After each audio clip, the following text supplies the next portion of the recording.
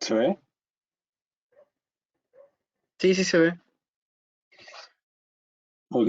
Esperemos un ratito entonces, unos minutos a que entren los chicos, que tenemos sorpresas. Sorpresas, sorpresas. Renuncio, esa es mi sorpresa. No, Me voy con la plata. no. No, sorpresas más bacanes para ellos.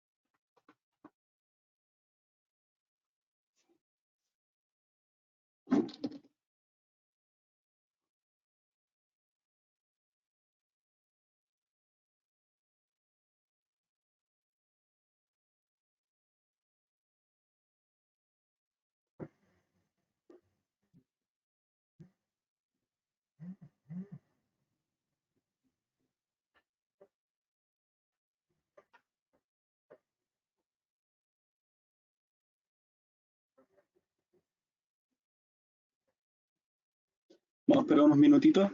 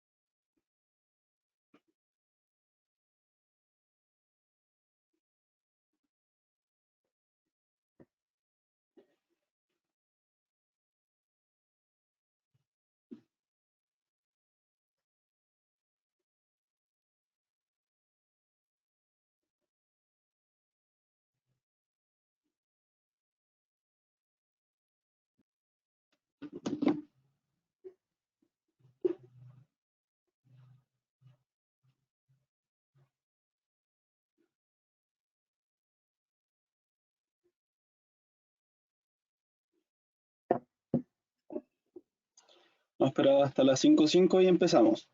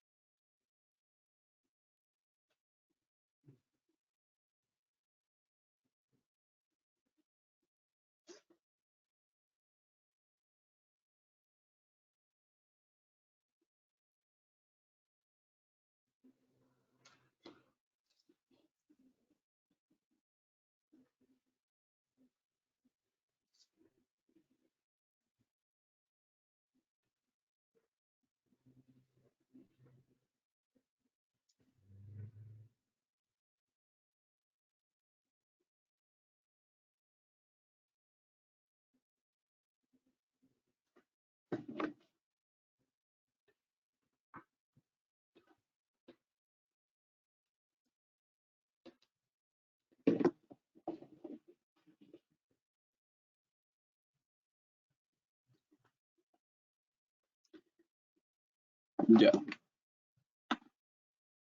Voy a dejar de compartir. Muchas gracias a todos por la espera.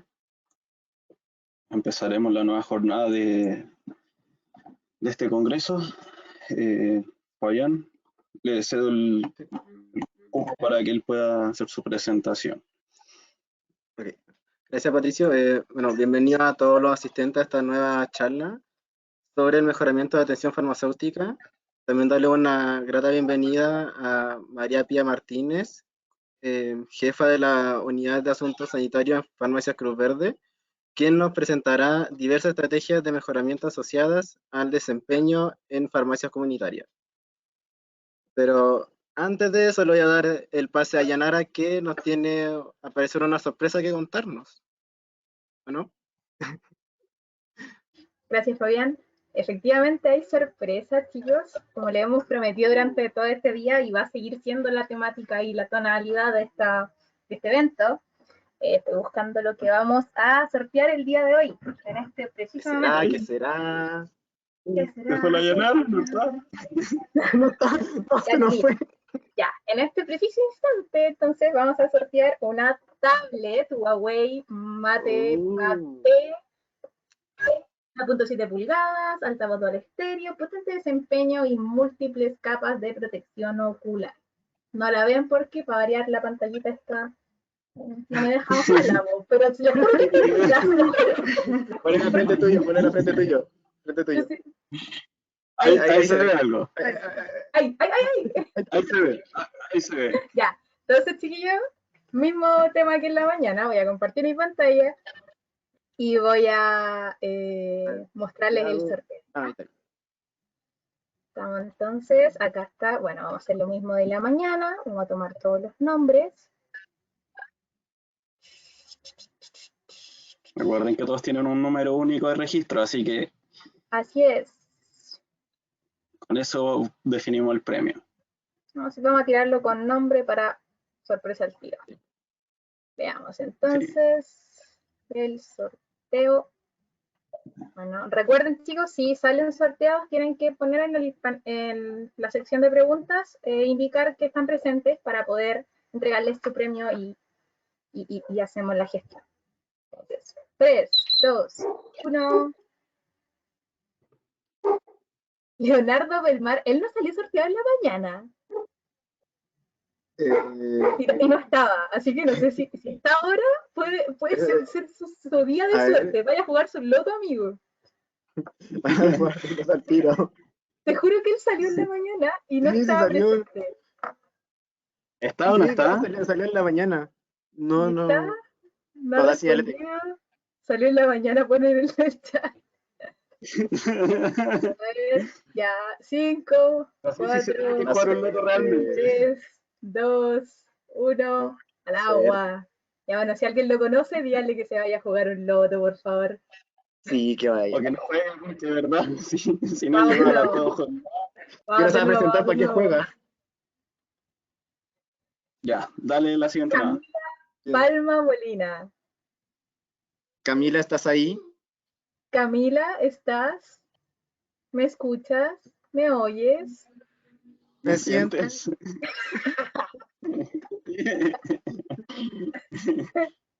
Parece que tampoco. No, parece que no. Tampoco está. No, qué troll. Todo mal, ya. Siguiente. La última, o me la dejo yo. La última me la dejo yo, primero aviso. David Meneses Ramos. ¿Está presente el pana David Meneses Ramos? ¡Aquí! Sí, Está presente, David. Qué grande. Necesitamos tu número de inscripción y con eso vamos a gestionar, nos vamos a contactar contigo para verte la dirección y todo el tema. El 83. Entonces, aquí está. Ya, lo dejo anotadito entonces. Y en la noche yo creo que voy a estar contactando a los ganadores para poder gestionar los envíos, chiquillos. Bueno, sin más preámbulo y sin más que decir, le damos el pase entonces a María Pía con su presentación. Muchas gracias, Yanara. ¿Me escuchas? Yo la dejo. Sí, se escucha. Se escucha Ya, bien. perfecto. Bueno, muchas gracias por la invitación a los organizadores y muchas gracias y un saludo a todos los asistentes. Vamos a comenzar viendo un video, así que les voy a pedir si ustedes muestran el video y luego vamos con la presentación. Va. ¿Vas a presentar tú, Yanara? Sí, voy con el video.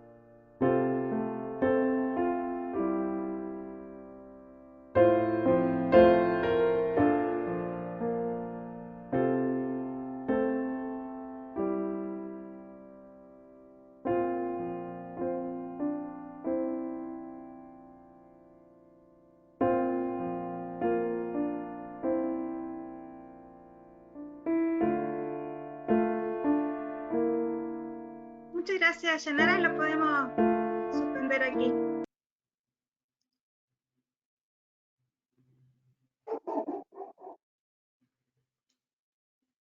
Listo, María Pía, ahí estás como presentadora toda.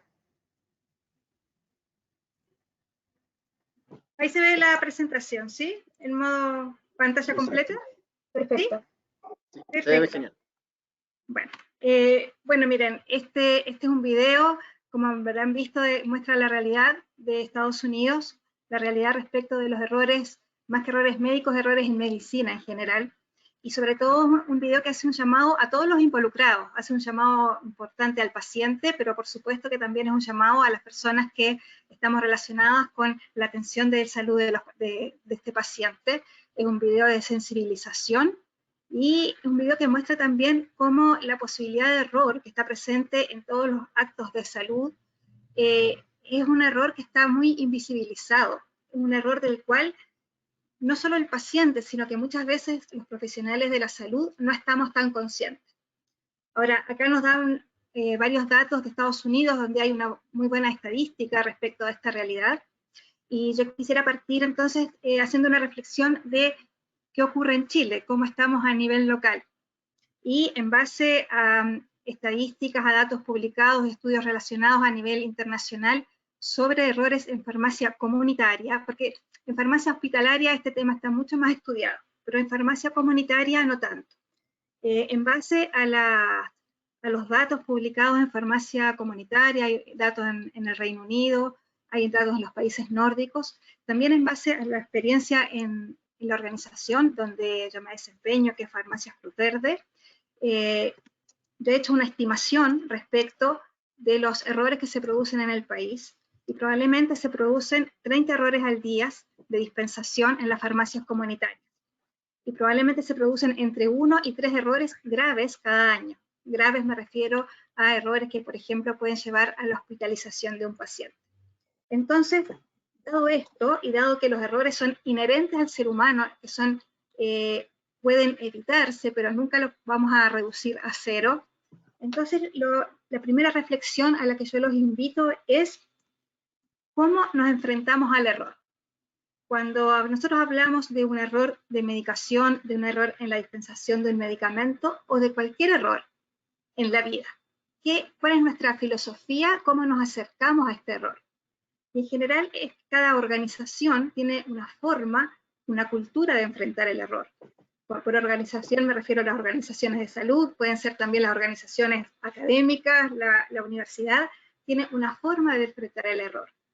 Y muchas veces la forma de enfrentar el error es, o la primera pregunta que surge frente a un error es, ¿quién? ¿Quién fue? Y es una aproximación que lo que hace es relacionar al error con un individuo. De alguna manera es buscar la responsabilidad individual en el error. Entonces, cuando tenemos esta aproximación, ¿qué nos pasa a nosotros como profesionales o como seres humanos? Nos sentimos culpables, ¿cierto? Sentimos que fallamos, sentimos que lo estamos haciendo mal, alguien puede sentirse juzgado como profesional, que no tiene las competencias necesarias o adecuadas. Entonces, finalmente, sentimos culpa y muchas veces también sentimos miedo a la sanción. Y todas estas emociones, ¿a qué nos llevan? Nos llevan, en general, al ocultamiento del error. A si ocurre un error, ojalá yo lo pueda resolver, ojalá pueda mitigar las consecuencias y resolverlo, pero ojalá sin que nadie más se entere.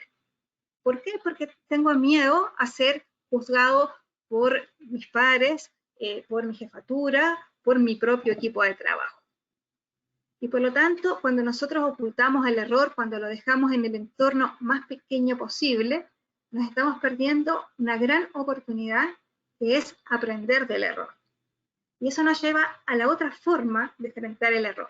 Y que cuando un error ocurre, por supuesto que lo primero que uno debe hacer es ocuparse de la situación, si ese error dañó a una persona, atender a esa persona, acompañarla, etc.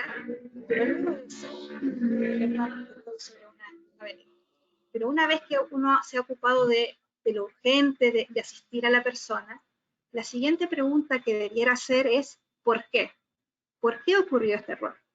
Y eso no vincula el error con el individuo, sino que vincula al error con el sistema. Por el sistema refiero a las relaciones entre los distintos individuos, los procesos que están involucrados, por ejemplo, en la dispensación de medicamentos.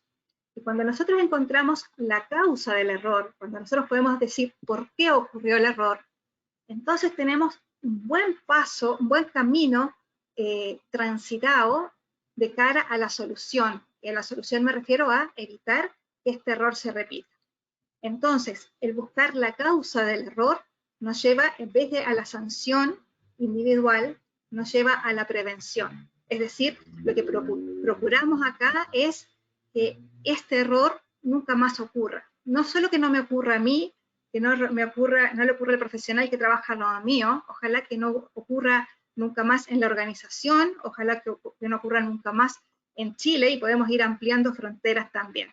Es decir, que tengamos una comunidad de aprendizaje que se nutre del error y que por lo tanto los errores no se repiten. Porque nosotros probablemente es muy difícil, nunca vamos a tener error cero, pero sí tenemos que tener un compromiso para evitar que los errores se repitan. Si me equivoqué hoy, y llevándolo a la farmacia comunitaria, que es en el ámbito donde yo me desempeño, si me equivoqué hoy en una farmacia de Arica, bueno, pues ese error no debiera tenerlo nunca más en ninguna farmacia de todo Chile. Y por eso es que quiero partir hablando y contándoles nuestra experiencia referente al programa de dispensación segura de medicamentos. Yo sé que puede parecer raro comenzar hablando de mejoramiento de atención farmacéutica y partir por el error, pero en realidad la dispensación segura, la dispensación correcta, es la base de todo lo que podemos construir después, de todos los servicios adicionales que como químicos farmacéuticos le podemos entregar a los pacientes. Si no partimos dispensando correctamente, todo lo demás se hace inútil y carente de sentido. Y lo otro importante es que, como vimos en el video, dispensar correctamente no es una obviedad, no es algo que surge naturalmente y que se va a dar porque soy un profesional, porque estudié, porque me formé y porque soy responsable. Porque los errores están vinculados al ser humano. Entonces, minimizar el error requiere de una estrategia para evitar la mayor cantidad de errores posible. Y sobre todo evitar, por ejemplo, los que pueden ser más riesgosos. Y por eso nosotros hemos definido y aplicado, y estamos aplicando una estrategia, que es una estrategia dinámica, pero que se basa en 5 pasos. El primero es sensibilizar. De alguna manera es lo que yo he hecho hasta ahora, a través del video y con esta conversación, es sensibilizarlos a ustedes, y es lo mismo que hacemos de cara a los químicos farmacéuticos, a los auxiliares de farmacia, sensibilizar y tomar conciencia de que el error en dispensación puede ocurrir, que le puede ocurrir a cualquiera de nosotros, incluso si estamos concentrados, incluso si somos responsables y tenemos conocimiento. Luego de eso, analizar los errores, analizar los que han ocurrido y tratar de indagar también los errores potenciales. Prevenir, es decir, tomar acciones de prevención y de educación, que generalmente la prevención y la educación van muy de la mano. Y finalmente, si para los casos en los cuales nada de esto funcionó, y si a pesar de aplicar todos estos pasos, igual cometemos un error, entonces mitigar, que tiene que ser como acompaño a la persona que ha sido víctima de ese error, o a las personas, que vamos a ver que muchas veces la víctima no es solo el paciente. Y eso es lo que quisiera mostrarles en la primera parte de esta presentación, algunas estrategias y elementos concretos, tácticos, de cómo hacemos para minimizar la posibilidad de error en nuestras farmacias, que es del ámbito, como les decía, del ámbito ambulatorio, que está muchísimo menos estudiado este tema que en el ámbito hospitalario. ¿Y qué hemos aprendido después de varios años de estudiar los errores, de no solo contabilizarlos y registrarlos, sino también analizarlos? En primer lugar, que más del 80% de los errores tienen una causa, tienen un factor común, que es la similitud de nombre o de envase de medicamento. Si acá nos fijamos nosotros entre nombres similares y envases similares, o ambos, suman un porcentaje bien importante. Y como cuarto factor, la receta poco legible, donde acá también los nombres similares pueden jugar un papel importante. Entonces, vamos a ver cómo utilizamos esto, dado que, por ejemplo, si hay nombres que son de denominación común internacional, va a ser bien poco lo que podamos hacer para evitar eso. Sí puede haber una mayor capacidad de intervención cuando hay marcas registradas que tienen nombres parecidos, y acá el vínculo con la autoridad sanitaria puede ser bien importante. ¿Qué más hemos aprendido? Por ejemplo, acá les voy a presentar un par de ejemplos. Esta es una letra de una receta real. Para quienes están un poquito más avanzados, no sé de qué año son los estudiantes, probablemente es un grupo heterogéneo, pero de todas maneras acá, si yo leyera de manera textual, probablemente leería Profendo, 100. Una, y ahí dice algo relacionado con días, ¿cierto? Diaria, etc. Pero en realidad existen 2 marcas registradas que son de 100 miligramos y que podrían ajustarse a la receta. Uno es Progendo, que es una hormona, que se utiliza cuando hay riesgo de pérdida del embarazo, y luego el Profenil, que es un analgésico antiinflamatorio. Un error, una confusión en este medicamento puede ser muy grave, porque si la receta efectivamente dice Progendo, como es el caso, y nosotros no suministramos Progendo, sino que damos Profenil, en primer lugar, estamos quitándole a la persona la posibilidad de tener el tratamiento correcto, con todas las consecuencias que puede tener. Y además le estaríamos dando un medicamento que tiene categoría C en el embarazo, por lo tanto que no debe ser administrado en el embarazo. Entonces acá tenemos un ejemplo en el cual es uno de los ejemplos, digamos, de riesgo evidente, porque efectivamente escrito el nombre puede verse muy parecido. Y acá un segundo ejemplo, como para ir haciéndolo bien tangible la situación. Acá también tenemos un extracto de 3 recetas distintas. Y bueno, acá yo ya estoy poniendo los 3 medicamentos que existen y que pueden coincidir con eso, que son Tramal, que es un analgésico opioide, Trioval, un antigripal descongestionante, y Timarol, que también es Tramadol, es decir, es otra marca que también es otra marca de Tramadol. Y acá la idea, cuando uno se enfrenta a una receta con esta característica, más que tratar de acertar, es hacer la dispensación teniendo 100% de certeza de cuál es el medicamento que está indicado en la receta. Y situaciones como esta, pensemos que con la cantidad de dispensaciones que se realizan en el país, en las farmacias, situaciones como esta se presentan a diario. Y por eso es tan importante tener un procedimiento, un proceso definido y ciertas herramientas, entregarle al auxiliar de farmacia y a los químicos farmacéuticos que son responsables de la dispensación, herramientas para ayudarlos en situaciones como esta. Y no caer en el extremo de o dispensar sin estar seguro, o tampoco, evitar dispensar muchos medicamentos porque no tenemos que saber qué hacer en cada uno de estos casos, pero teniendo siempre como norte la seguridad del paciente. ¿Qué otra cosa hemos aprendido en estos años de análisis de errores de dispensación potenciales o reales ocurridos en las farmacias? Por ejemplo, identificar cuáles son los 5 errores más frecuentes.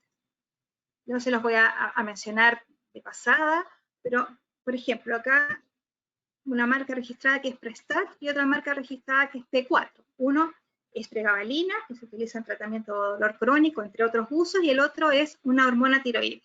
Y uno puede decir, bueno, pero Prestat y T4 no se parecen en nada, o sea, ¿cómo alguien se puede equivocar? Y efectivamente, si uno lo viera en el papel, diría, no, acá no hay ninguna posibilidad de error. Sin embargo, lo que ocurre con estos medicamentos es que son del mismo laboratorio, los envases son muy parecidos, y además por orden alfabético están generalmente uno al lado del otro. Y por lo tanto, acá la confusión muchas veces ocurre porque la persona al tomar el medicamento, o si la estantería no está suficientemente ordenada, puede tomar uno en vez del otro por equivocación. Y así hay errores como de dosis de antibióticos, que pueden llevar a falla terapéutica o a una exacerbación de efectos adversos, etcétera, etcétera. Entonces, importante saber cuáles son los errores más frecuentes porque ese es uno de los focos de atención que tenemos que tener. Y en lo otro que hemos avanzado es identificar también los errores más graves. Y acá yo les puse una lista de medicamentos que, usados por error, pueden tener consecuencias graves.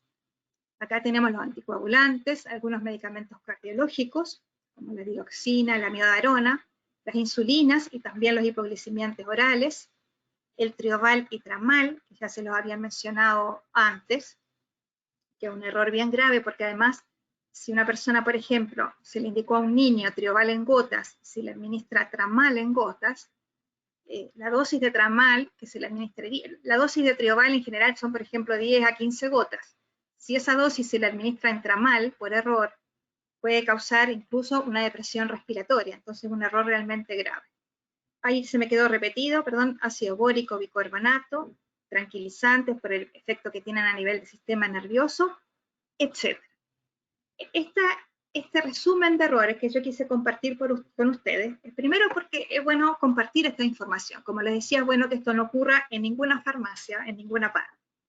Y también la hemos obtenido nosotros, no solo de la experiencia local, sino que partimos nosotros guiándonos por los estudios que realizan ciertos organismos o instituciones internacionales, como el Instituto para la Seguridad del Paciente y otros, que han hecho este levantamiento de errores más frecuentes. Y nosotros lo que hemos tomado es este levantamiento que han hecho estas instituciones y lo hemos analizado también a la luz de nuestra realidad local.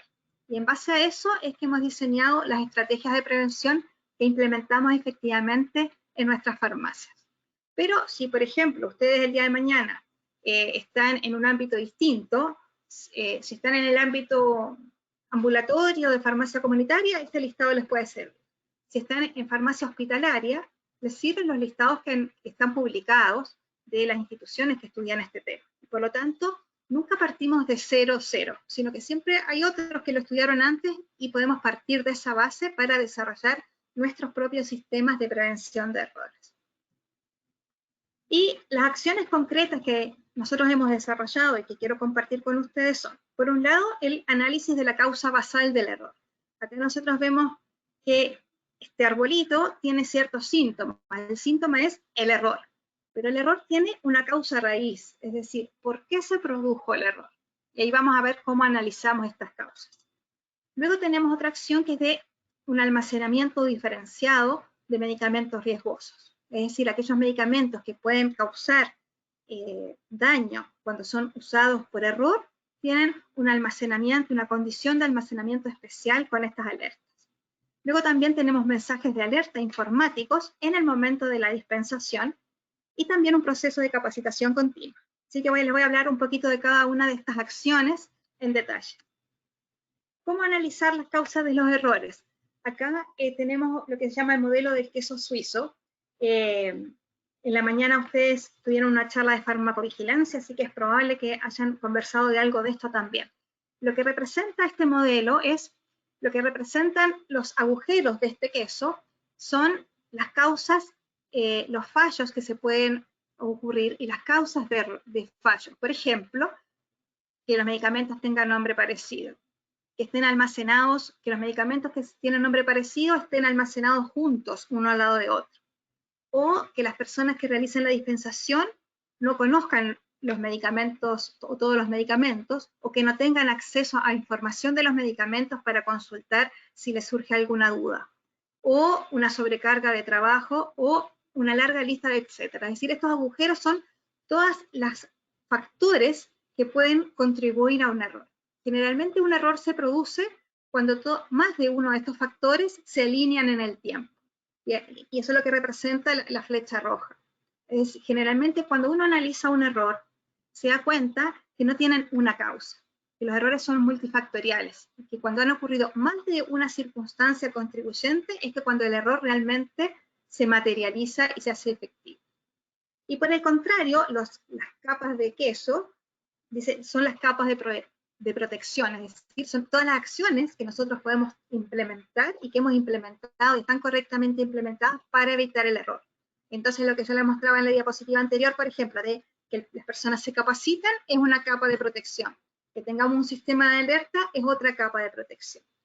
Y entonces, en las unidades, sea una farmacia del tipo que sea, donde se realiza dispensación de medicamentos, es muy recomendable tener un cuestionario de análisis causa. Es decir, cuando se produce un error, analizar el por qué se produjo el error y hacerse las preguntas correctas. La persona conocía el medicamento estaba correctamente almacenado, el medicamento se parece a otro en el envase, etc. De esta manera nosotros vamos a tomar estos aprendizajes y vamos a entender cuál fue la causa raíz del problema. Y eso nos permite evitar que este error se repita en el futuro. Por supuesto que esto implica también estar dispuesto a sentarse con las personas involucradas y hacer un análisis muy riguroso y muy, digamos, no complaciente, porque siempre es mucho más fácil buscar los errores en los cuales que no están bajo mi influencia.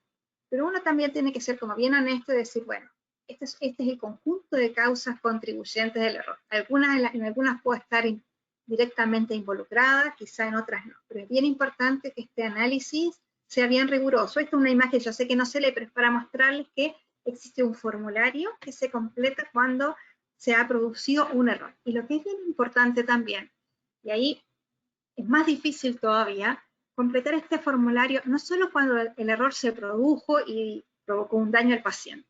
También tenemos nosotros señales de alerta. Por ejemplo, hay momentos en que estuvo casi a punto de producirse un error, pero no se produjo porque el paciente se dio cuenta. Bueno, esas señales de alerta de los riesgos también es bien importante de registrarlas y analizarlas, porque eso es lo que nosotros llamamos un casi error. Es un incidente que nos puede ayudar a evitar un error de verdad en el futuro y un daño a un ser humano en el futuro. Acá para mostrarles el almacenamiento diferenciado, nosotros acá tenemos una serie de medicamentos que se almacenan de forma especial y también con esta señalética, que además de tener un signo pare, acá, aunque no se alcance a leer, explica cuál es el riesgo del uso por error. Por ejemplo, en hipoglicemiante explica cuál es el riesgo de la hipoglicemia, en los anticoagulantes dice ahí riesgo de hemorragia, etc.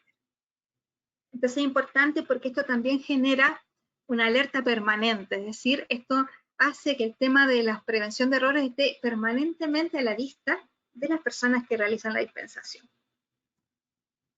Y luego tenemos un mensaje de alerta y un doble check para medicamentos más riesgosos. Esto significa que, por ejemplo, cuando se está dispensando Tramal, hay un mensaje de alerta que dice que no confunda, como habíamos visto antes, Tramal con Trioval. Y solicita un doble check para aquellos. Primero, hay un grupo de medicamentos que tienen una alerta al auxiliar de farmacia, y luego cuando son medicamentos más riesgosos, dentro de ese grupo, un subgrupo de los más riesgosos, que requieren un doble check. Esto quiere decir que el químico farmacéutico debe poner una clave personal, es decir, debe asistir al punto de venta y colocar una clave, lo que asegura que hubo una doble verificación antes de la dispensación. Y luego tenemos esta parte que es de difusión de los aprendizajes.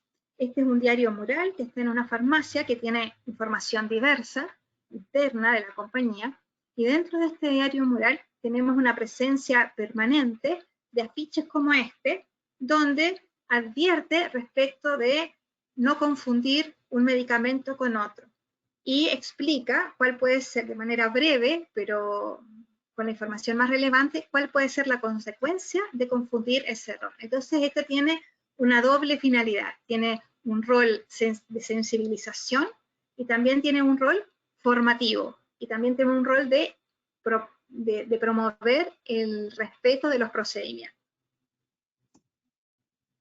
Entonces tenemos el paso 1 de sensibilización, analizar las causas de los errores, prevenir, por ejemplo, con el almacenamiento diferenciado, con las alertas informáticas, educar a través de capacitaciones y a través del diario mural, por ejemplo. Y también es bien importante que una farmacia tenga un plan de mitigación, porque aunque nosotros hagamos el mejor programa de dispensación segura de medicamentos, no vamos a llevar los errores a cero. En algún momento va a ocurrir un error. Y cuando un error ocurre, es bien importante que sepamos qué hacer. Es una situación compleja donde uno muchas veces se enfrenta a un paciente o al familiar del paciente que ha sufrido un error, y esa es una persona que está, por supuesto, que está asustada o enojada, o sea, que las emociones juegan un papel importante, y por eso es también importante que nosotros, como profesionales de la salud, podamos acoger bien a esa persona, escucharla, y si yo le puedo dar, me permiten ustedes darle una recomendación en este caso. La primera recomendación es escuchar y no minimizar la situación. No tratar de convencer a la persona de que lo que ocurrió no es relevante, porque eso es totalmente contraproducente. Entonces, si nosotros estamos en una organización, dependiente del tamaño que sea, lo que nosotros como profesionales debemos empujar es que seamos unas organizaciones responsables, que asumamos los errores y que acompañemos a los pacientes hasta que las consecuencias del error se superen.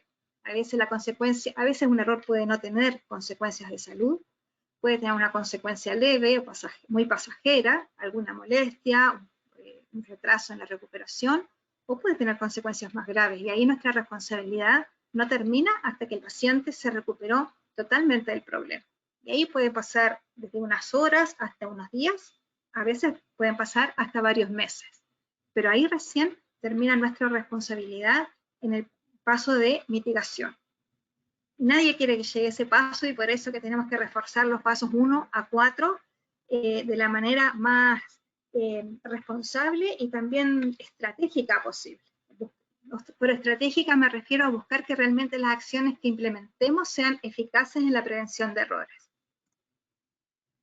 Ahora bien, una vez que, para cerrar este tema de la dispensación correcta, como les decía inicialmente, este es el paso 1 de la atención farmacéutica, que es entregar al paciente, si en el ámbito comunitario, el medicamento que solicitó, el que está indicado en la receta. Y puede parecer trivial, puede parecer que muchas veces lo damos por hecho, pero no es así.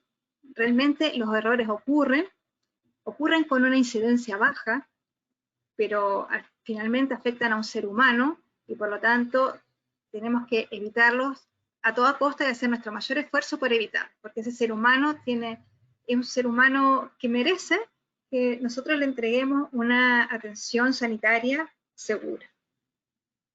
Y una vez que, digamos, hemos trabajado en la dispensación segura, la seguridad es un elemento absolutamente necesario, pero no es suficiente, ¿cierto? Nuestro rol como químicos farmacéuticos no es solo entregar el medicamento correcto, va más allá. Y es por eso que también tenemos que trabajar previamente y prepararnos para realizar una dispensación informada de medicamentos.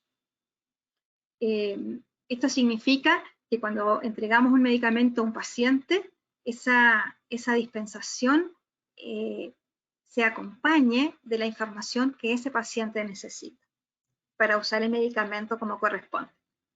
El 70% de las patologías se tratan con medicamentos, por lo tanto, el medicamento es una de las herramientas terapéuticas más utilizadas. Sin embargo, por ejemplo, en patologías crónicas, la adherencia al tratamiento es solamente de un 25 a un 30%. Esto quiere decir que 2 de cada 3 pacientes o 3 de cada 4 pacientes no completan sus terapias crónicas y después de 10 años dejan de usar el medicamento o los medicamentos que el médico le ha indicado, con las complicaciones que esto tiene para la salud en el largo plazo.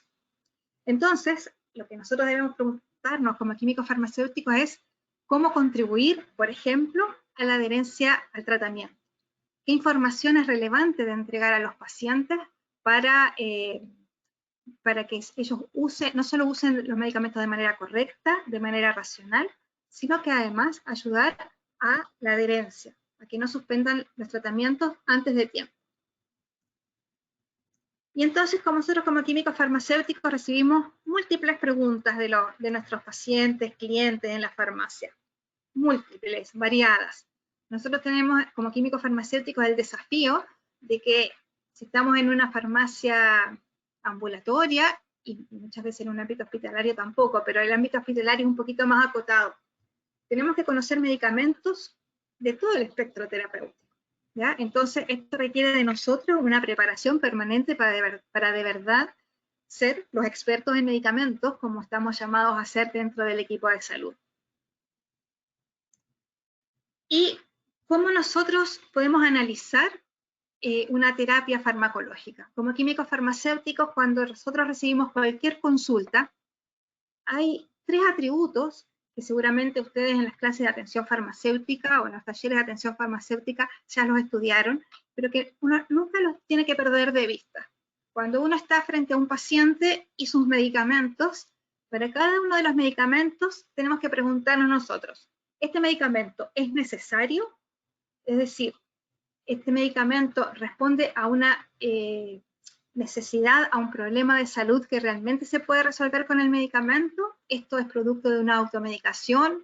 ¿O el paciente alguna vez le indicaron este medicamento y lo siguió usando porque nunca supo cuánto suspenderlo? Y acá es bien importante hacer la diferencia entre la automedicación a secas y una automedicación responsable que puede involucrar, por ejemplo, medicamentos de venta directa, donde sí se espera que el paciente sea capaz de administrarlos sin supervisión profesional, pero informándose respecto de las propiedades del medicamento.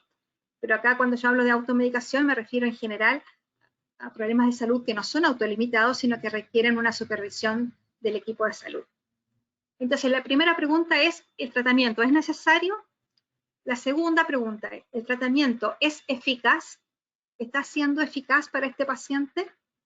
Y acá, cuando nosotros nos desempeñamos en una farmacia comunitaria, esta pregunta no es fácil de resolver. ¿Por qué? Porque nosotros no estamos en contacto directo con el médico, entonces nosotros no tenemos generalmente cómo saber cuál es el objetivo terapéutico que el médico se fijó para ese paciente. Pero lo que sí podemos hacer es conocer, por ejemplo, las guías clínicas y decir cuáles son los criterios de objetivos terapéuticos para el paciente. ¿Es el mismo criterio terapéutico para todos los pacientes? Por ejemplo, si es un paciente diabético, realmente la hemoglobina, el objetivo terapéutico va a ser hemoglobina glicosilada menor que 7, o el objetivo terapéutico es individualizado y se debe considerar, por ejemplo, la edad del paciente, la situación, el estado de salud del paciente, el estado de vulnerabilidad del paciente, y en base a eso ajustar los objetivos terapéuticos. No vamos a saber exactamente qué objetivo se fijó a lo mejor el médico tratante, pero sí tenemos que conocer cuáles son los estándares o los consensos respecto de objetivos terapéuticos, para saber en qué rango nos movemos. Y luego, la tercera pregunta es, ¿esta terapia está siendo segura? Y acá tenemos el manejo de reacciones adversas. Y un manejo correcto de reacciones adversas, porque evidentemente las reacciones adversas es algo con lo que tenemos que convivir. Es decir, lo que me refiero es que probablemente no vamos a poder lograr que el paciente tenga una terapia que tenga 0 reacción adversa. Lo que sí tenemos que ser capaces de evaluar la reacción adversa y de manejarla correctamente. ¿Cuándo recomendar al paciente que consulte nuevamente al médico? Porque quizás esa reacción adversa amerita un cambio o evaluar un cambio en la terapia, cuando es un problema menor, que digamos esa reacción adversa es mucho menos relevante que el beneficio que puede tener el paciente con su tratamiento. Y acá es bien importante que nosotros hagamos un análisis en base a nuestros conocimientos, pero que también le demos un rol al paciente. Es decir, el paciente, yo creo que algo en lo que hemos fallado en general, todos los profesionales de la salud, es en empoderar más al paciente respecto a su terapia. Muchas veces los pacientes se sienten agentes más pasivos y no protagonistas de su tratamiento. Entonces yo acá les traje un par de consultas, que son consultas relativamente frecuentes que recibimos en la farmacia, y les quise mostrar cómo nosotros nos preparamos para responder una consulta que de repente puede parecer simple, pero cuando son consultas, a veces son consultas tramposamente simples. Entonces les quise traer 2 ejemplos. Una pregunta es, soy hipertenso, ¿puedo usar un antiinflamatorio?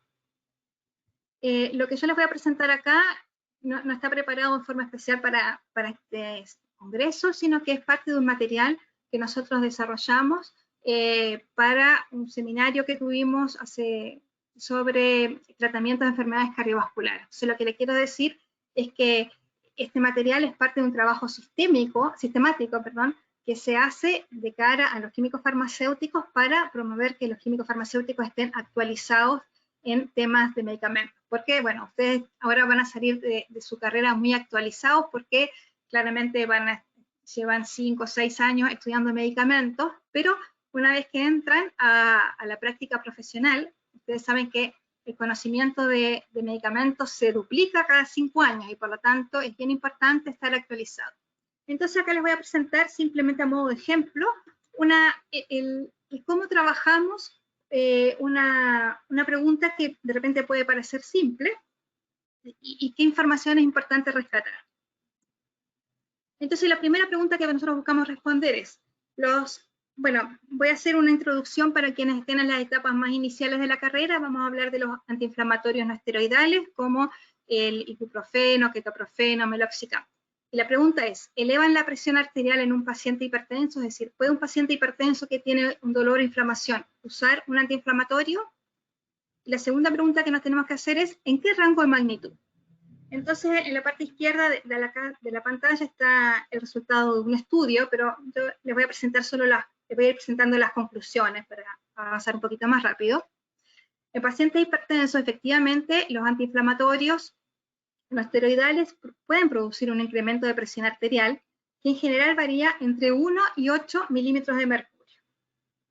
Entonces, según diversos estudios, es decir, los resultados de los estudios son un poco heterogéneos, pero ese es el rango que los estudios muestran de elevación de presión arterial. Entonces, la siguiente pregunta que nos hacemos es, ¿este incremento de presión arterial es similar para todos los fármacos del grupo o puede ser que yo encuentre un antiinflamatorio que genere un aumento más bajo que otro y por lo tanto ese sería el antiinflamatorio de elección en el caso de un paciente hipertenso? Bueno, y acá revisamos muchísimos estudios y hay muchos estudios publicados, pero la mayoría tienen, digamos, no son metodológicamente de muy buena calidad y por lo tanto, dadas las diferencias metodológicas de los estudios, hasta ahora no es posible concluir si realmente hay un antiinflamatorio no esteroidal que tenga ventajas sobre el resto respecto del incremento de presión arterial. Hay algunos estudios que señalan algunos antiinflamatorios, hay otros estudios que tienen resultados contradictorios, entonces, en definitiva, hasta ahora, eso es una pregunta que todavía no tiene una respuesta clara. Ahora, esta elevación de presión arterial entre 1 y 8 milímetros de mercurio, ¿es relevante? Y ahí nosotros sabemos que reducciones de presión arterial de 10 milímetros de mercurio se asocian a una disminución de 1/3 en accidentes cerebrovasculares. Por lo tanto, en el largo plazo, un aumento de 8 milímetros de mercurio sí parece ser relevante. Disminuye también, puede afectar la frecuencia de la probabilidad de infarto del miocardio. Entonces, esta elevación, si fuera de 8 milímetros de mercurio, sí es relevante en el largo plazo, no tanto en el corto plazo, porque estos riesgos cardiovasculares no son de corto plazo. Y también tenemos que, respecto de la seguridad de los AINES, tenemos que considerar otros efectos adversos también. Por ejemplo, hipertensión y daño renal, que se dan con los dos grupos de antiinflamatorios no esteroidales, COX-1 y COX-2, los eventos cardiovasculares, que son más probables con un grupo de antiinflamatorios que con otro, y los efectos gastrointestinales, que al revés son más frecuentes con COX-1. Entonces, ante la pregunta de soy hipertenso, ¿puedo usar un antiinflamatorio? Bueno, también nos vamos a las guías clínicas, sobre todo cuando es dolor crónico, cuando el paciente lo va a usar por varios años probablemente. Imaginemos un paciente que es hipertenso y que, por ejemplo, tiene un dolor crónico provocado por una artrosis. Probablemente el paciente va a usar varios años, va a estar acompañado de este dolor. Y las guías clínicas lo que recomiendan es, como primera elección, paracetamol, aunque no tenga propiedades antiinflamatorias importantes. Y fíjense que la dosis es alta, no es una dosis baja de paracetamol, eso es lo que indican las guías clínicas. Si el paracetamol no es eficaz, AINES, y si los AINES están contraindicados, son mal tolerados, tramadol. Entonces también tenemos que tener a la vista cuáles son las recomendaciones de consenso, cuáles son las guías clínicas. En general se usan las guías clínicas del MinSal y también las otras guías clínicas son las europeas o las americanas, son las que más se utilizan. Probablemente los que están más avanzados en la carrera ya las han revisado varias de ellas. Entonces, lo que vemos acá es que primero los AINES no son la primera alternativa de tratamiento en el manejo del dolor crónico. Y finalmente, ¿qué recomendación entonces entregamos al paciente? Bueno, yo no quiero como ir tan en detalle, lo que les quiero comentar acá y como destacar es que primero tenemos que hacer una entrevista farmacéutica, entender si la presión arterial está controlada o no está controlada. Si no está controlada, no nos podemos quedar con la pregunta del paciente, ¿puede usar el AINE o no? También tenemos que indagar y entregar una asesoría respecto de la adherencia al tratamiento antihipertensivo y reforzar recomendaciones no farmacológicas para el control de hipertensión arterial. Y si la presión arterial está controlada, educar para el uso seguro de AINES. Si esta persona va a tener un dolor crónico o recurrente, educarlo para que use la dosis mínima necesaria, que es algo que la persona misma puede regular, que ojalá el tiempo de tratamiento no sea inferior a 5 días, y que si está usando un aire, intensificar la frecuencia de mediciones ambulatorias, de presión arterial, etc. Y entregar también recomendaciones para el manejo de dolor crónico. Entonces, a través de este ejemplo de consulta, lo que yo les quiero transmitir es que de repente en una pregunta simple es importante tener primero una información objetiva para responder la consulta. Es importante responder desde la evidencia científica y también es bien importante informar al paciente de manera que él también pueda comprender, que sea una información que él pueda asimilar y procesar de manera adecuada. Y ahí todos los pacientes son distintos, entonces uno también tiene que tener la sabiduría, digamos, estar atento para ver cuál es el nivel de información que tiene el paciente y de cuál es la manera más adecuada de explicarle a ese paciente la información que le queremos transmitir. Que sea la información adecuada, no sobreinformar, no entregarle al paciente más información de la que él está interesado en obtener, pero tampoco, digamos, simplificar en exceso. Les traía otro ejemplo, pero en honor al tiempo y para que podamos avanzar con los otros temas, vamos a quedarnos con este ejemplo solamente y voy a avanzar se los voy a relatar simplemente. Otra consulta que nosotros recibimos con frecuencia es para personas que tienen el colesterol alto, existen un grupo de medicamentos que son las estatinas, y muchos pacientes quieren saber por qué yo uso atorvastatina, si esta otra persona, si mi familiar usa rosuvastatina, y cuál es mejor, realmente el médico me dio el mejor tratamiento, yo estoy usando el mejor medicamento para esto, o hay otros que son mejores. Entonces ahí nosotros, por ejemplo, tenemos que estudiar cuáles son las reducciones de colesterol que se logra con cada una de las estatinas y saber que el objetivo terapéutico, que no existe un objetivo terapéutico único para disminuir el colesterol, sino que el objetivo terapéutico depende del riesgo cardiovascular del paciente. Si un paciente, por ejemplo, tiene además de hipertensión, diabetes, no va a tener el mismo objetivo terapéutico de disminución de colesterol que un paciente que solo tenga el colesterol alto y no tenga ningún otro factor de riesgo. Entonces, la meta terapéutica es individual. En segundo lugar, debemos saber que hay una variabilidad interindividual en la respuesta a las estatinas. Por lo tanto, si a una persona la atorvastatina no respondió bien a esta atorvastatina y el paciente le cambió a otra estatina, el médico le cambió, muchas veces el paciente siente que el médico se equivocó, que quizás no está con el profesional más idóneo porque le ha cambiado el medicamento. También yo creo que es parte importante de nuestro rol explicar que, bueno, que hay respuestas individuales y que en un inicio muchas veces el médico no tiene cómo saber cuál va a ser su respuesta individual a un medicamento en particular. Y otra consulta también que nos hacen respecto de las estatinas es ¿a qué hora la tomo? ¿En la mañana o en la noche? Está como relativamente extendido que en general las estatinas es mejor tomarlas en la noche, pero la verdad es que eso es solo para una estatina en particular, que es la simvastatina. Para las demás los efectos han mostrado ser similares independiente del horario de administración. Pero esto también es bueno cuando nosotros entregamos esta respuesta, esta pregunta que puede ser muy simple, hacerlo, como les decía antes, con el sustento científico adecuado. Me voy a adelantar un poquitito para no quedarme tan pegado en esta pregunta. Y en el fondo, el mensaje acá es prepararse para realmente ser los expertos en medicamentos y poder entregar información actualizada, adecuada y oportuna. Y eso requiere tiempo y requiere esfuerzo. En general, como afortunadamente hoy en día tenemos mucho más acceso más fácil a bases de datos de medicamentos, tenemos también acceso más fácil a congresos como este, que son online. Y bueno, hay bases de datos que son públicas, por ejemplo, de TRACS, que es una base de datos que nosotros usamos bastante.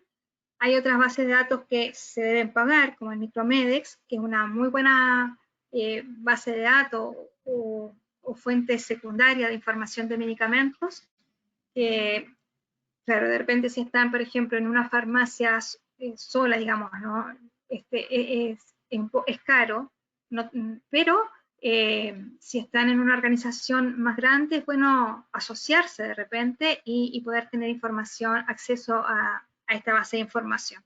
Pero si no la tuvieran, donde estén trabajando, hay otras alternativas también.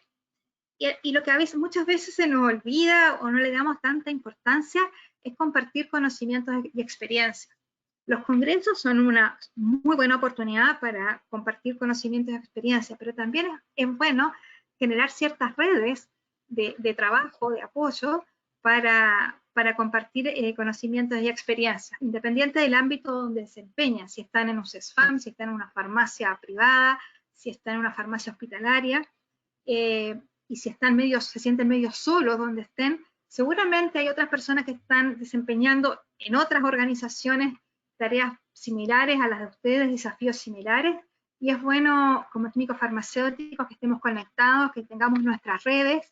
La principal red, la primera red se genera ahora, donde están ustedes en la universidad, y luego en los ámbitos laborales es bien importante cuidar y trabajar esas redes para hacerlas crecer, porque muchas veces aprendemos mucho de las personas que, como yo les decía al principio, seguramente hay personas que ya resolvieron este problema que yo estoy resolviendo ahora, ya lo resolvieron antes, ya enfrentaron esta dificultad, a lo mejor probaron distintas soluciones, y es bueno conocer otras experiencias. Entonces, no nos quedemos solos. De repente yo siento que los químicos farmacéuticos somos medios de trabajar solos, eso ha ido disminuyendo, y el mundo de hoy es un mundo interconectado. Entonces, qué bueno que esto, digamos, ya tengamos más herramientas también para estar conectados, pero nunca trabajen solos, porque seguro que hay alguien que les puede aportar, seguro hay alguien que ya analizó, y también hay alguien que se va a beneficiar de las experiencias de cada uno de ustedes también.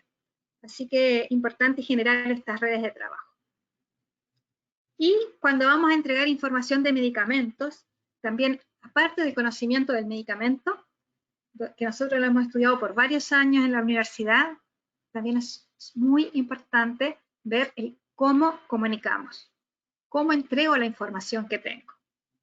Y acá una cosa es lo que yo pienso, otra cosa es lo que quiero decir, puede ser otra lo que digo o lo que creo que yo digo, y lo mismo le pasa a la audiencia. Una cosa es lo que la audiencia quiere oír, lo que escucha, lo que cree entender, lo que entiende, y al final lo que le queda grabado. Entonces, yo tengo, por ejemplo, para esta exposición, tengo ciertos mensajes claves que me gustaría entregar.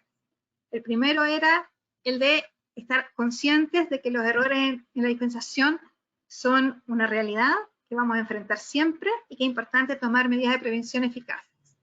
La segunda es que dispensar el medicamento de manera correcta no es suficiente. Es importante también entregarlo de manera informada para promover la adherencia y el uso correcto. Y al final esos son los dos principales mensajes que tengo para entregar.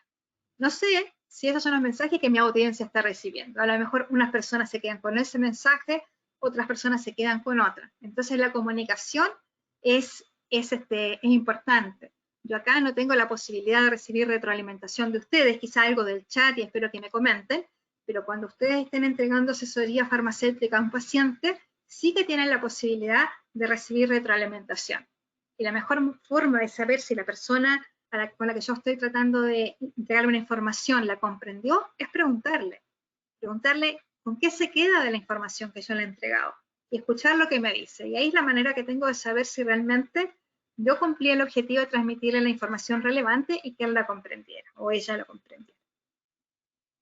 Entonces, este es un tema en el cual también es necesario prepararse, y en el cual tradicionalmente la universidad no nos prepara tanto, al menos en nuestra carrera. Hay profesionales que se preparan mucho más para esto de la comunicación.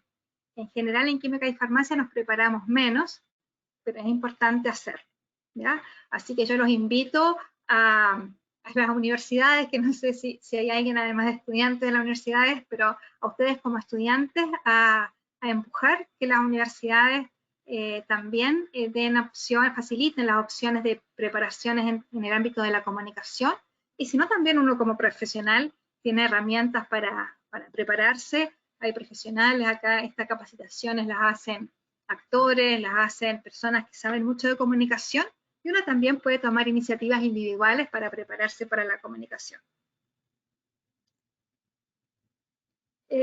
Y cuando estamos en una organización, digamos, de mayor tamaño, donde hay varios profesionales o muchos profesionales, lo ideal es tener un centro de información de medicamentos, es decir, una unidad especializada en la entrega de información de medicamentos. Puede ser el caso de un hospital, entiendo que en Concepción hay un hospital que tiene un centro de información de medicamentos. Nosotros en Farmacia Cruz Verde tenemos un centro de información que atiende consultas no solo de los químicos farmacéuticos de las farmacias, sino también consultas de público en general, a través de una línea gratuita. Nosotros donde las personas llaman y hacen sus consultas, nosotros no le preguntamos si son clientes, si no son clientes de la farmacia, entregamos la información a cualquier persona que la solicite. Y entonces tenemos estas unidades o centros de información que justamente están focalizadas en entregar información validada, oportuna, actualizada, y acá, considerando lo de comunicación que vimos recién, y adecuada para el usuario. No entregamos la información de la misma manera si es para otro profesional de la salud que si es para un paciente, por ejemplo.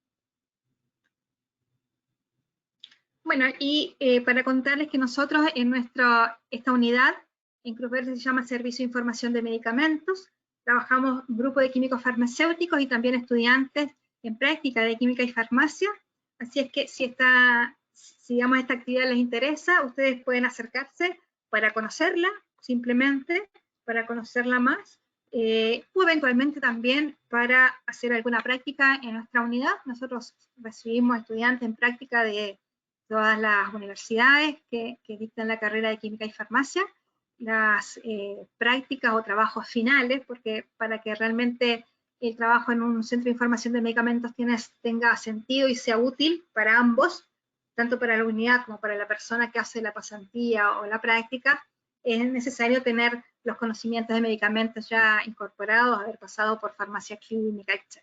¿Ya? Así que también es una invitación a acercarse a nuestro centro de información de medicamentos o a otro, pero importante que ustedes sepan que estas unidades existen y que es bueno siempre aprender de estas unidades, de cómo trabajan, porque también ustedes pueden tomar algunas de estas prácticas para su, digamos, práctica profesional individual. Y antes de terminar, y quiero dejar algún espacio para preguntas, me gustaría hablarles de los próximos desafíos que enfrentamos los químicos farmacéuticos y donde me parece que uno de los más importantes es la digitalización. Ustedes uno de estos días vi que tienen una charla sobre comercio electrónico de medicamentos.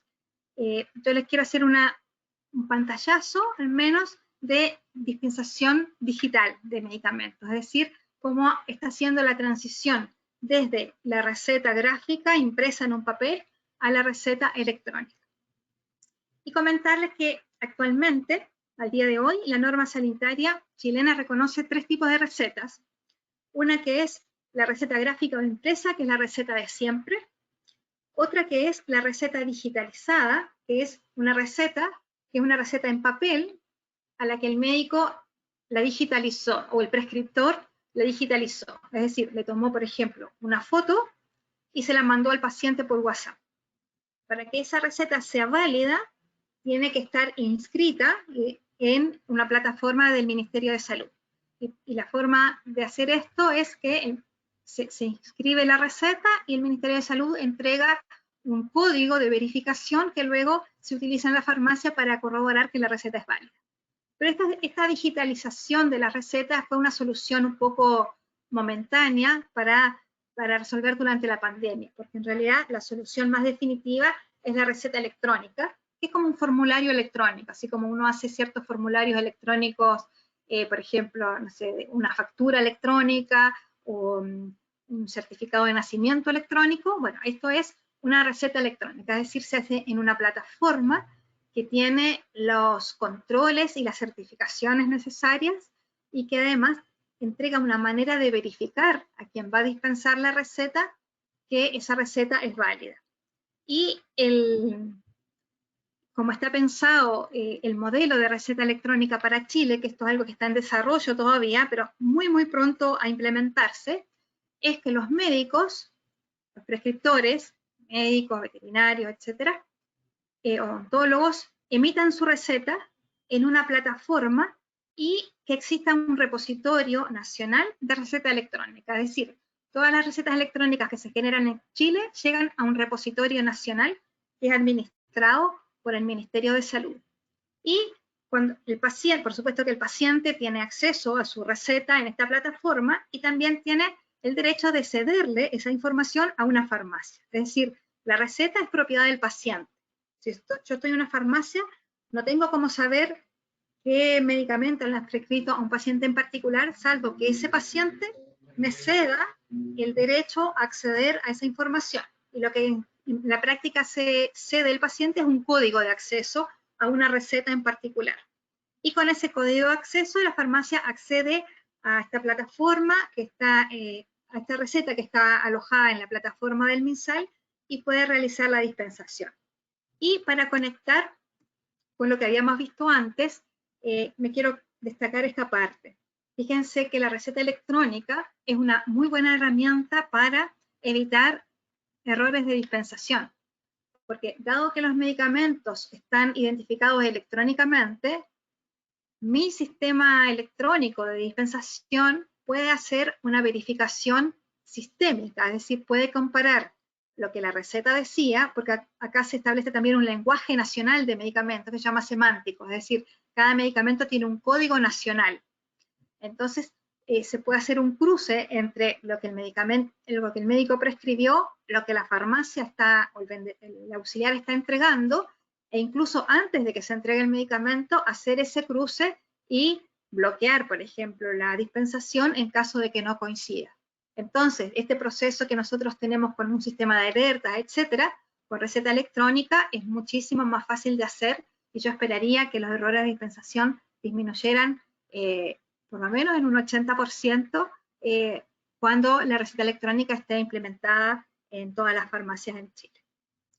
Y el desafío que nos queda para estos nuevos canales, porque la receta electrónica va un poquito también de la mano con el comercio electrónico de medicamentos. Entonces, esta farmacia, bueno, ustedes van a ver que el comercio electrónico se puede realizar solo desde una farmacia física, pero al final, cuando la persona compra por internet un medicamento, quizás muchos de ustedes ya lo han hecho, obviamente no está el químico farmacéutico ahí presente. Hay una supervisión porque el medicamento sale de una farmacia, pero probablemente el desafío es cómo llevar los servicios farmacéuticos a las plataformas electrónicas. Y acá ya les traje solo a modo de ejemplo 3 iniciativas que hemos implementado en Cruz Verde. Una es que a raíz de toda esta situación de la venta de anticonceptivos, que ahora no es obligatorio, digamos, el químico farmacéutico está autorizado para dispensar anticonceptivos, aunque el paciente no presente la receta, que es algo que en la práctica viene ocurriendo hace mucho tiempo, pero acá quedó formalizado ahora. Bueno, entonces tenemos un chat en nuestro sitio web donde las personas pueden hacerle una consulta a un químico farmacéutico, que dice virtual porque, pero es un químico farmacéutico, digamos, real, que está detrás de este chat respondiendo las consultas de los usuarios del sitio web. O también cuando vendemos un anticonceptivo, le hacemos un check de confirmación, es decir, le damos 3 puntos que todas las personas debieran saber antes de usar un anticonceptivo, por ejemplo.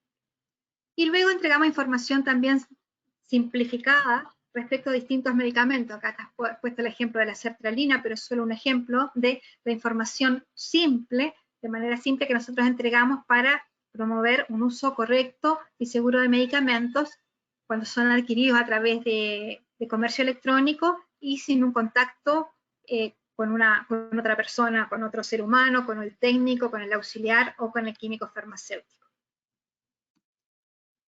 Esto es lo que traje para comentarles respecto del mejoramiento de la atención farmacéutica. Vi que ustedes hablaron en la mañana de farmacovigilancia y todos los conceptos que probablemente vieron en la mañana se aplican acá. La parte de manejo de reacciones adversas se los mostré a través de un ejemplo, del ejemplo de los AINES con la hipertensión arterial, pero es bien importante que nosotros como químicos farmacéuticos realicemos una dispensación, como les decía, que sea segura, pero además que sea informada y que promueva el uso correcto de los medicamentos. Así que ahora bueno, si dejamos de compartir, ustedes, no sé si me ayudan ustedes a dejar de compartir o quedo atenta a las consultas que o comentarios que quieran hacer respecto a este tema. ¿Al Fabián o no? No. Bueno, María Pía, muchas gracias por tu presentación. De verdad, tocaste muchos temas que son bastante importantes en lo que es el aspecto de la farmacia comunitaria principalmente y los que son aspectos de riesgo en la implementación de ayudas y al mismo tiempo de evitar entrega de medicamentos de manera errónea. Te agradezco mucho la presentación y también asimismo agradezco a Cruz Verde que hizo que esta presentación se hiciera posible hoy día. Con mucho gusto, bueno, gracias a ustedes. Tenemos algunas preguntas que fueron ya presentadas por los chicos en el público. Vamos a ver qué preguntas tenemos. La primera pregunta la hizo Ignacio Gutiérrez, que dice: ¿no hay fomento o sugerencia a la industria de modificar los nombres de algunos medicamentos para disminuir aún más el riesgo de error? Sí, mira, nosotros hicimos un levantamiento de este tema, lo entregamos a la autoridad sanitaria y estamos comenzando a trabajar o a presentarlo a algunos laboratorios. Es bien difícil después que el medicamento ya está comercializado, es bien difícil cambiarle, o sea, que exista disposición para cambiarle el nombre. Entonces, más bien nosotros apuntamos a un trabajo preventivo y cuando el nombre del medicamento ya está, a lo que apuntamos es a que los envases sean los más diferenciadores posibles. Y sin querer hacer publicidad, hay un laboratorio que tiene unas iniciativas bien interesantes en su envase. Lo voy a nombrar porque, para que le den una miradita, que es el laboratorio Teva, que tiene envases donde están diferenciados, por ejemplo, para qué sistema es el medicamento. Entonces tiene herramientas que facilitan una revisión. Pero siento yo que también falta como educar más al paciente en eso. Yo no sé si el paciente que toma un envase de esto realmente lo lee bien o lo mira con la suficiente detención. Entonces acá desde las farmacias también tenemos una labor que es educativa de que los pacientes también usen estas herramientas que comienzan a estar tímidamente disponibles. Muchas gracias por la respuesta. Bueno, igual en complemento a eso mismo, muchas veces incluso nosotros mismos no somos capaces de leer los prospectos de los medicamentos. Los prospectos son muy técnicos para los pacientes, entonces también tenemos una labor importante ahí, de un trabajo de educación respecto a los medicamentos. La siguiente pregunta es por Christopher, dice: ¿existe algún mínimo o máximo error humano que determine la pérdida o suspensión del título profesional? Eso es más legislativo. Mira, yo no, a ver, en general no está considerado, si uno ve la legislación, no, pero uno como químico farmacéutico sí está sujeto, digamos, puede ser sujeto de juicios civiles o de juicios penales. Y entonces, efectivamente, y ahí también acá es bien importante justamente el tener un programa de prevención, porque no solo de cara a un juicio, sino también de cara, digamos, desde un punto de vista ético y desde un punto de vista de la responsabilidad profesional, es bien distinto si yo me equivoco y no había hecho nunca nada para evitar un error, así yo me equivoco a pesar de que tengo un sistema implementado. Entonces, cuando uno tiene un sistema de prevención de errores implementado, eso también es digamos, es un atenuante en caso de un juicio, pero sobre todo a uno lo deja también más tranquilo, es decir, en el sentido de que, bueno, hice todo lo que estuvo en mis manos, no fue negligencia, no fue pasividad, sino que fue de verdad un error y aquí tengo que, lo que yo les decía, mitigar, acompañar a la persona y hacer lo posible para que no ocurra de nuevo. Pero el error más amargo es el error que ocurre cuando uno no ha hecho nada por evitar un error. Ese es un error bien amargo para los profesionales o para la persona que se equivoca. No sé, es cierto. Muchas gracias por la respuesta.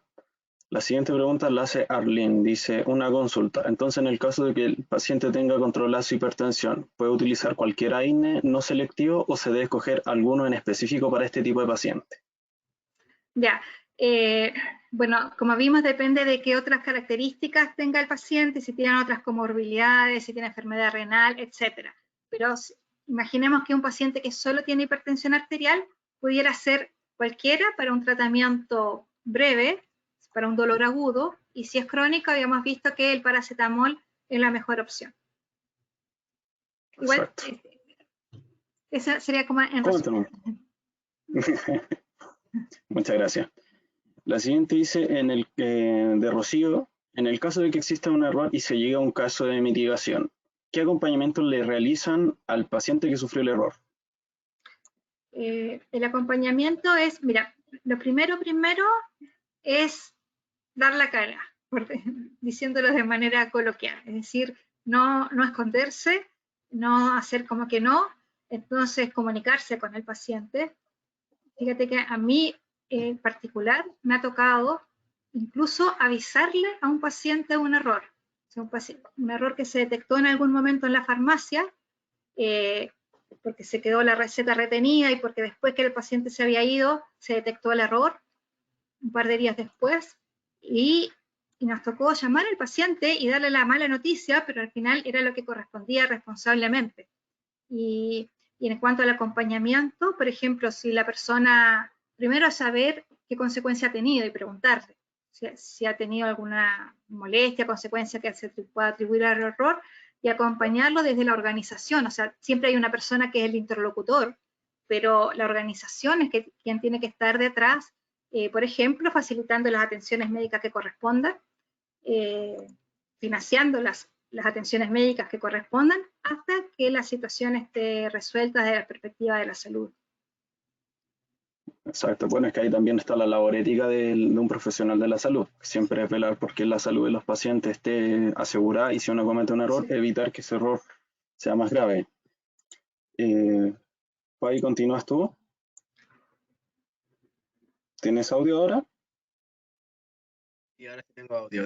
¿Dónde que, perdón, se me había caído? Sí, había problemas técnicos. Sí, yo voy a problemas prender la luz técnicos. porque me quedé un poquito oscura, denme un segundo. Sí. No hay problema. Vamos a la pregunta de Christopher Calbucura. Ay, sí. Esto que volver a ser puesto en la normalidad. Sí. La pregunta de Christopher. ¿Dónde está?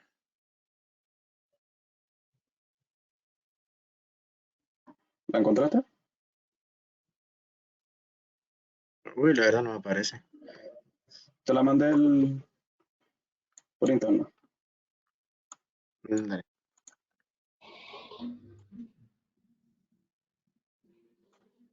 Ya. Al cometer errores de dispensación, ¿se debe notificar a la autoridad sanitaria? Mira, esa es una súper buena pregunta. En general, cuando nosotros hablamos de farmacovigilancia, inicialmente la farmacovigilancia está pensada en términos de reporte de reacciones adversas. Los errores de medicación en general no se reportan. Nosotros los controles que tenemos son controles internos. Ya. Vamos con la siguiente pregunta. ¿Qué estrategias se implementan en Cruz Verde para incentivar la asesoración del COEF en el mesón, considerando que muchos se rehúsan a atender la duda de los pacientes? Esa pregunta es de Jorge Lagos. Ya. Bueno, mira, es bien complejo la pregunta, porque en general en las farmacias, consideramos Cruz Verde o todas las farmacias de Chile, en general la atención que entrega el profesional en el mesón depende altamente del profesional. Y depende, uno espera, a ver, mira, los químicos farmacéuticos somos profesionales que estamos de alguna manera bien protegidos desde el punto de vista legal, porque la farmacia no puede estar abierta si no hay un químico farmacéutico. Entonces yo acá, más bien que estrategias concretas, yo apelo a la responsabilidad profesional, que es tremenda, porque el estar ahí para las consultas del paciente es lo que justifica que las farmacias deban tener un químico farmacéutico, una de las principales justificaciones para que la farmacia tenga que tener un químico farmacéutico. Entonces yo creo que es como parte de la esencia, casi que es como, yo siento como que si uno se preguntara cómo cómo una organización promueve que el médico atienda a sus pacientes. O sea, no quiero minimizar la pregunta, si yo entiendo perfectamente el sentido que tiene, no la quiero minimizar ni creo que sea irrelevante, todo lo contrario. Pero yo acá ¿quién hizo la consulta? ¿Cómo se llama el Jorge? Jorge Lagos. Jorge, mira, la verdad me dejas pensando, o sea, porque me dejas pensando, ¿será necesario hacer algo así o no? ¿O es simplemente apelar a la labor profesional? Así que yo la tomo como desafío, porque en realidad lo que nosotros hacemos, sí, de manera sistemática, son dos cosas, es proveer o facilitar la actualización de los químicos farmacéuticos. Tenemos, por ejemplo, un seminario anual que hacemos en alianza con una universidad, y donde este seminario ya va en su versión número 13, creo que es, o sea, un trabajo bien consistente a lo largo del tiempo, en el cual invitamos a los químicos farmacéuticos a una jornada de capacitación. Además, a través de nuestra área de Servicio de Información de Medicamentos, nosotros proveemos de información y de contenidos de actualización a todos los químicos farmacéuticos. Pero eso tiene más que ver con facilitar que los químicos farmacéuticos estén actualizados. Y en realidad dejamos a su responsabilidad profesional el atender las consultas. Muchas gracias por responder. Vamos, yo diría que con la última pregunta ya para ir finalizando. ¿Hay llamada para que los médicos mejoren su caligrafía o usen recetas impresas? Esa pregunta es de Jocelyn Hernández. Bueno, mira, legalmente sí, debieran, o sea, si uno ve la norma, sí, las recetas hasta debieran Claro. ser no solo legibles, sí, sino también con letra imprenta. Pero en la práctica todos sabemos que eso no es así. Yo creo que al final la solución va a venir por el lado de la receta electrónica o las recetas impresas, aunque no sean electrónicas, pero finalmente las recetas manuscritas son cada vez menos, eso ya se ve en las farmacias, pero yo también quisiera hacer el comentario que, para recordar una de las primeras estadísticas que nosotros habíamos visto, la ilegibilidad de la receta representa el 7% de las causas, es decir, tampoco es la causa más frecuente.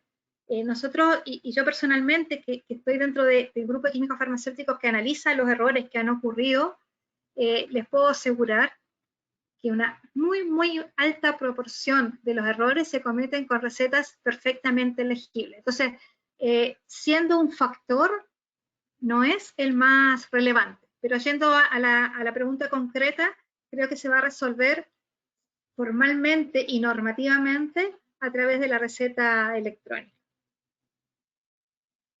Ok. Bueno, yo creo que con esto ya daríamos finalizada la ronda de preguntas. Realmente muchas gracias, María Pía, por estar aquí, darnos esta instancia, la charla y varios consejos que nos has dado para poder rendir como un buen químico farmacéutico en el futuro.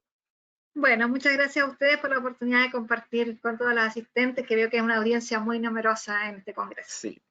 Felicitaciones Sí, a la tenemos organización. Muchas gracias. Muchas gracias. Tenemos una buena asistencia y de verdad un buen tema, y nos acercó bastante, bueno, a todos los chiquillos, a todos los estudiantes, a aquellos que no han tenido incluso la práctica en farmacia comunitaria, les dio un breve acercamiento a Sí. cómo es la actividad en farmacia comunitaria y cómo va a ser la futura labor de un químico farmacéutico. Así que muchas gracias. Con Y mucho reitero gusto. también muchas gracias a Cruz Verde. Sí, muchas Bueno, gracias. gracias a ustedes y que tengan una excelente continuación de congreso. Ahora, chicos, paso a Yanara. Vamos a también tenerle una segunda sorpresa. No sé si María Pía quiere quedarse a esta segunda sorpresa. Sí, me va a quedar el sorteo. Ya. Me quedo para ver si me lo gano. Chicos, chicas, sorteo. No solo Uy, teníamos una tablet, teníamos dos. Así que, ¿quién quiere la otra tablet? qué problema, ¿qué podemos hacer con la otra tablet? Tenemos un gran Yo me la quedo problema, si nadie la chicos. quiere. Tenemos Un dos gran tablets. problema. Así Yo me la que, quedo si nadie la quiere. vamos a darle entonces con el sorteo de la segunda tablet. Y Oye, ¿puedo para eso de participar? nuevo. Oye, ojalá pudiera. Ojalá pudiera. Atentos, chicos. Ojalá. Ya. Atentos. ¿Están viendo mi pantalla, verdad? Sí. Sí, Ya, ahí está abierto donde mismo está delante sorteando donde ganó David, ¿verdad? Vamos a sortear de nuevo entonces. A ver, recuerden que si salen sorteadas tienen que poner en la parte de preguntas que están, ¿ya? Entonces, 3, no hay primera sin 2, segunda. 1. Natalia Lagos Palma. ¿Natalia está presente o no está presente? ¿Estás con ¿no está? nosotros? ¿Está no. con nosotros Sí. Natalia? No, ahí tenemos comentarios de ay, qué nervios, Uy, yo la parece quiero. que no. Tiene Parece que pinta no. de que no. Creo que no, creo que no. A ver. Tiene pinta que se fue con el de la 5, mañana. 4, 3, 2, 1. Al agua. Al agua. Al agua. Bueno, gente, vamos con el segundo. Entonces, 3, 2, 1. Patricio Fernanda Clavero, aquí. Molina. Fernanda Fallas Molina internas. Muñoz. Fernanda Molina Muñoz. ¿Está presente? Recuerden, Fernanda, chicos, estás si están aquí. presentes, nos ponen aquí y nos ponen su número de inscripción para poder Inscripción. registrarlo. Sí, sí está. Ahí está. Sí, está Ahí aquí. está su número. Fernanda, por favor, mándanos tu Fernanda número de Molina, inscripción. el 335. Ya, entonces yo voy a anotarlo, el 335. Muchas felicitaciones y a disfrutar la tablet. Exacto. Espérate. Fernanda Molina es el 341, pues no el 335. ¿Qué está pasando aquí? Yo creo que se le corrió nomás el Perdón. porque está Espérate, inscrita. pido perdón. Porque está inscrita. La emoción, la emoción. 41. La emoción. ¿Cuál es el número? Ah, bueno. Es el 341. Ya. ¿Estará Oh, ¿Estará mintiendo? No, sí Oh. está inscrita. Está inscrita, yo la tengo aquí en la lista. Está inscrita. Ahí está, se nos 41 entonces. 341, sí. Ya. Entonces, bueno, ahí nos vamos a poner en contacto. Nos vamos a poner en contacto contigo para poder contactarte y hacer el envío La del entrega. premio. ¿Habrá tercera tablet? Qué buena Uy, pregunta. miren, Uy. yo le voy a responder esa pregunta, no se la voy a dejar en secreto. No hay tercera tablet de Un auto ahora. no hay Pero tercera tablet de esta, pero si se acuerdan, en el Instagram nosotros pusimos que teníamos algo más potente que esa tablet. ¿No? ¿Cuándo la vamos a sortear? No se los voy a decir. No, eso puede ser sorpresa, chicos. Tienen que Puede ser hasta la asistir siguiente. Puede ser en la siguiente siguiente charla, pues acuérdense chicos que ahora viene el evento de farmacia social, así que métanse, vayan a ver, los que están participando tienen que estar ahí para responder las preguntas, sí o sí, si no, para la casa.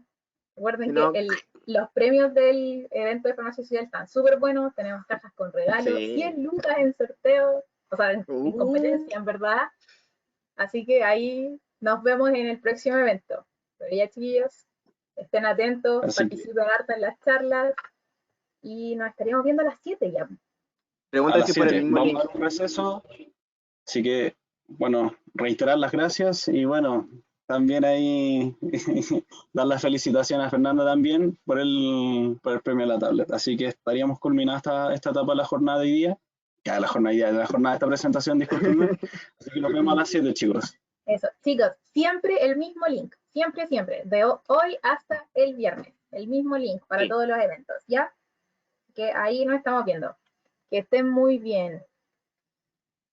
Hasta luego. Vamos a dejar abierto igual el link, si no se quieren retirar va a estar ahí abierto. A lo mejor cerrémoslo porque si no nos quedan videos muy largos.